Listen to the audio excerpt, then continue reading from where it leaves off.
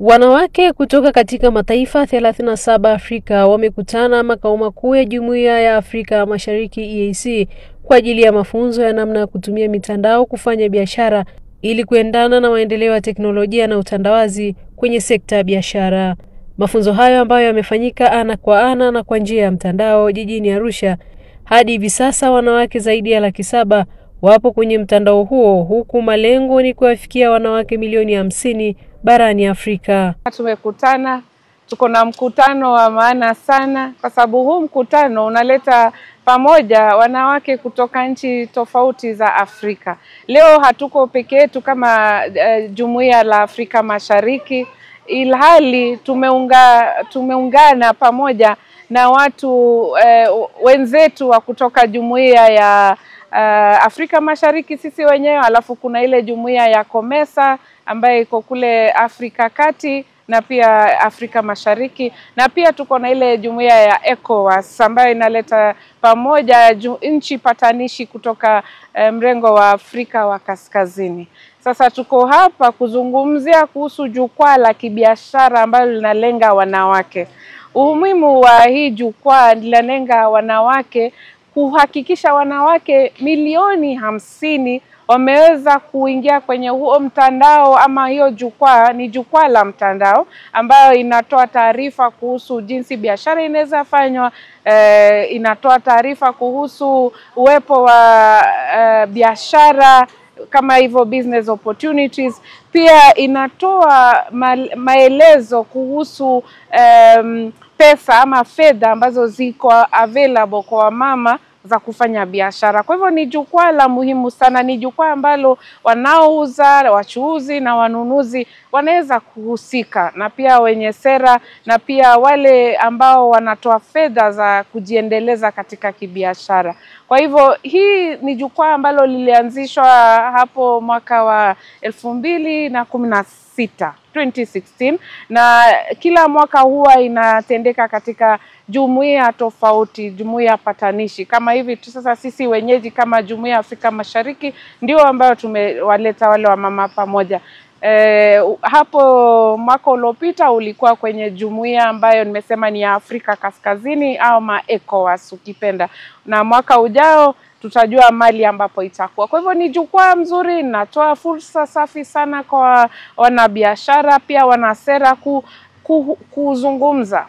Mwaka huu tunazingatia ni jinsi vipi wamama wanaweza kujiendeleza kibiashara wakitumia jinsi za mtandao kidijitali, kutumia simu za rununu ama zile mobile applications. Ni jinsi gani wamama wataweza tumia hizo ili watoe uchuuzi kutoka sokoni, lakini pia kwenye soko la kidijitali ili waweze kuongezea mapato zaidi na pia waweze kukuza zaidi biashara yao. Kwa hivyo tunatumai mazungumzo hapa yatakuwa mazuri. Tayari tumeanza, tumezungumzia, tumesema umuhimu wa kuwahusisha wamama wa ngazi za eneo la chini zaidi. Tumezungumza kuhusu jinsi tunaweza kuwawezesha kuwasomesha zile digital skills, ni vipi watatumia huu mtandao ama hii jukwaa lilo kwa mtandao, na pia tumeweza kuzungumzia ni jinsi gani hii platform itakuwa pia siku za usoni, yani sustainability. Kwa hivyo tunatumai mazungumzo yatakuwa mazuri, na tuna imani ya kwamba baada ya kesho katika kikao kinachofungwa wamama watakuwa wamezungumza hao wenyewe baina kwa wenyewe wakinetwork ili tu kufanya kazi za biashara. Mfano kwanza kuzungumza na wanahabari. Wajua wanahabari ndio maana mnaitwa nyinyi ndio fourth estate. Mnapeperusha, mnapeana habari za yanayoendelea kwa sasa. Hususan leo ni masuala ya kujikimu kibiashara.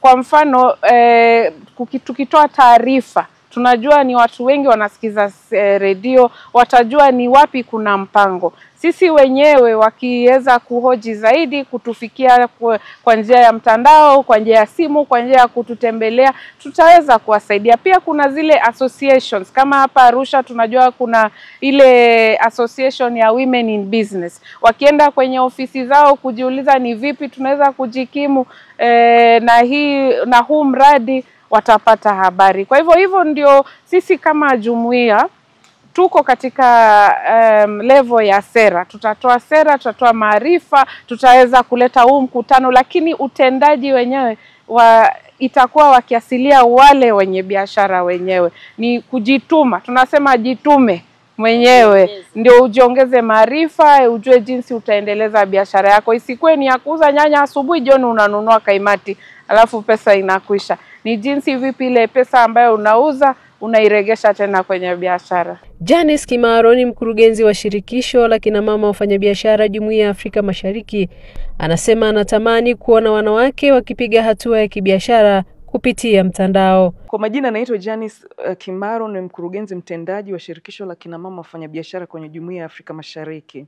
Leo tumekusanyika hapa kwa ajili ya kutoa mafunzo kwa kina mama kuhusiana na jinsi ya kutumia mtandao kufanya biashara. Kwa mradi ambao umefanyika kwenye Jumuiya ya Afrika Mashariki ambao unaitwa 50 Million African Women Speak, ambao ni kufanya biashara jinsi kwa njia ya mtandao kwa wanawake wa Afrika milioni 50. Mpaka sasa tuna jumla ya wanawake 700,000 kutoka nchi 37 za Afrika ambao wanatumia mtandao. Leo tumekusanyika hapa, tumeleta baadhi ya wakina mama wafanyabiashara mbalimbali kutoka Arusha. Kuna wengine ambao wako mtandaoni ambao wanatoka nchi mbalimbali za Afrika ambao pia wanaattend mkutano online kwa ajili ya kushare experience, kwa sababu phase 1 ya mradi imeisha. Tunaanza phase 2. Je, ni maboresho gani yafanyike kwenye huu mtandao kutokana na mabadiliko ya teknolojia na utandawazi ambao sasa hivi upo. Biashara nyingi sasa hivi zinafanyika kwenye mtandao. Tunataka kuona ni jinsi gani tayari kuna hizi initiatives za jinsi ya kutumia mtandao ambao tayari una database nyingi. Tunawekaje wanawake wengi zaidi waweze kuwepo kwenye huu mtandao. Mimi leo niko hapa Arusha, niweze kufanya biashara na mtu yuko Lagos kwa kutumia huu mtandao, kwa sababu kati ya vitu ambavyo tunaangalia tunapochukua wanachama kwenye huu mtandao, tunawafanyia background check. Yani kwamba huyu mtu ana biashara imesajiliwa, yuko wapi, nchi gani, je, ni mwanachama wa kikundi ama association yoyote huko aliko. Mfano kwa hapa Arusha, kwenye database yetu sisi tunasimama kama shirikisho la kina mama wafanyabiashara. Ina maana wafanyabiashara wote wa Jumuiya ya Afrika Mashariki kuanzia Tanzania tutakuwa tunafanya kazi moja kwa moja na focal associations zetu ambazo ni kama Tanzania Women Chambers of Commerce, TWCC. Wao wana wanachama wao ambao TWCC tayari ni wanachama wa East Africa Women in Business Platform. Kwa hiyo wao wakitaka kuenroll wanachama wao, ina maana wanawafanyia utambuzi wa biashara zao, maeneo ambayo wapo, TIN namba zao, kwa hiyo wanaingiza kwenye ile database. Kwa hiyo inakuwa rahisi kwamba tukisema mtu wa West Africa anataka kahawa Tanzania, let's say Arusha, tunajua kabisa hapa tuna wanachama wangapi ambao ni wakulima ama ni processors wa kahawa ambao wanaweza kunufaika na hilo soko la Afrika Magharibi. Bado teknolojia bado iko nyuma kwetu, lakini ukiangalia kwenye huu mtandao tunatumia, sio lazima mtu uwe na internet. Tunajaribu kubadilisha mfumo wa mtandao uweze kuwa accessible hata kwa watu ambao hawana internet. Bado gharama za internet kwetu ni kubwa, sio kila mtu anaweza kumudu, na pia sio kila mtu ana simu ambayo ni smartphone. Lakini kwa sababu tunataka mtandao huu uwe kwa watu wote, sio kwa watu ambao wana internet ama wana smartphone, kwa hiyo tunataka kuweka teknolojia ya USSD ambayo mtu akidial code anaweza kuaccess mtandao, anaweza kujua taarifa tofauti tofauti zilizoko kwenye mtandao. Kama mlivyosikia baadhi ya wawakilishi kutoka COMESA na ECOWAS pamoja na Secretary General wa Jumuiya ya Afrika Mashariki amesema tunatakiwa hii platform iwe ni ya kina mama. Leo tuache kwamba ni COMESA ama EAC ama ECOWAS ndo wanaiendesha platform. Platform inatakiwa iwe sustainable, iweze kujimudu, kujiendesha, iwe na bodi yake. Lakini bodi yake inatoka wapi? Ni kwa kina mama wafanyabiashara ambao ndo sisi.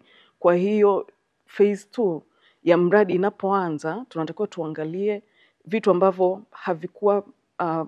havikufanikiwa phase 1. Tunapoanza phase 2 na mabadiliko ya teknolojia, tuweze kujua jinsi ya kuendeleza na kuwa up to date na kuweza kuwakava wafanyabiashara wote. Changamoto zilizokuwepo kwanza ilikuwa ni hiyo issue ya teknolojia.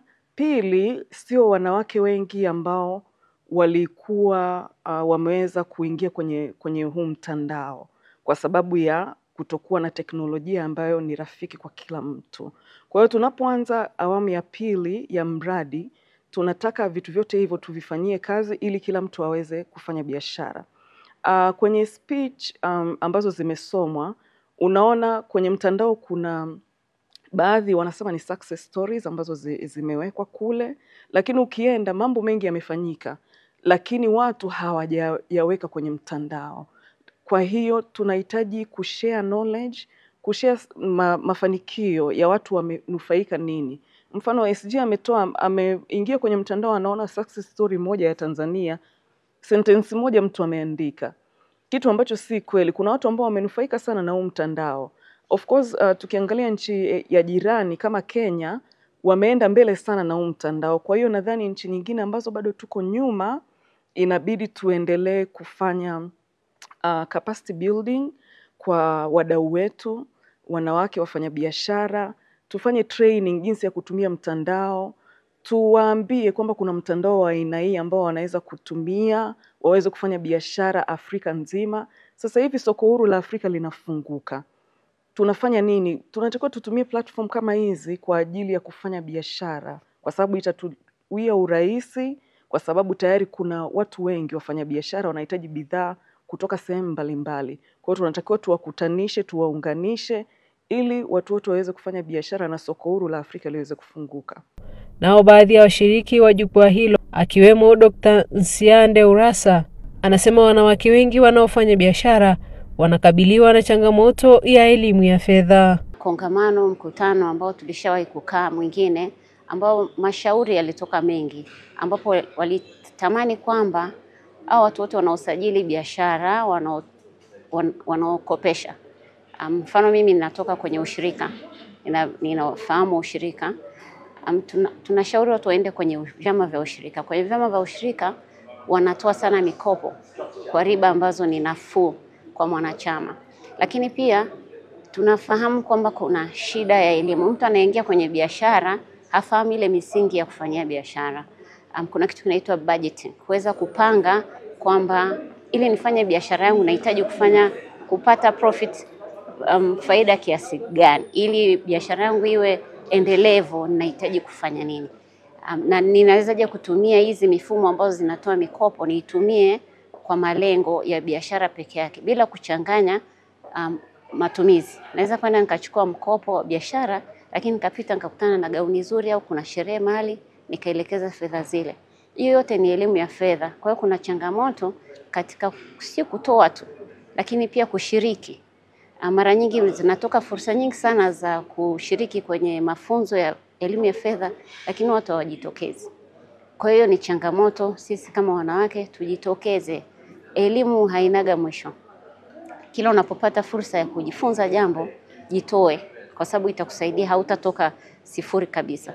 Lakini ili pia tuweze kushindana, tuwe na kushindana kwenye level za kimataifa, ni lazima tuendane na teknolojia zilizopo, ama sivyo tutaendelea kubaki nyuma, tutaendelea kulalamika na zidi kuona kwamba vitu haviwezekaniki.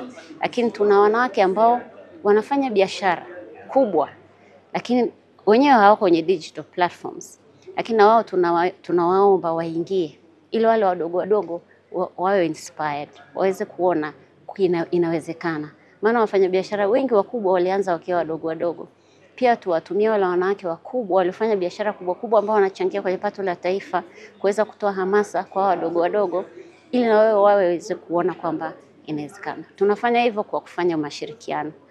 Mimi kibinafsi mashirikiano ni jambo la msingi sana.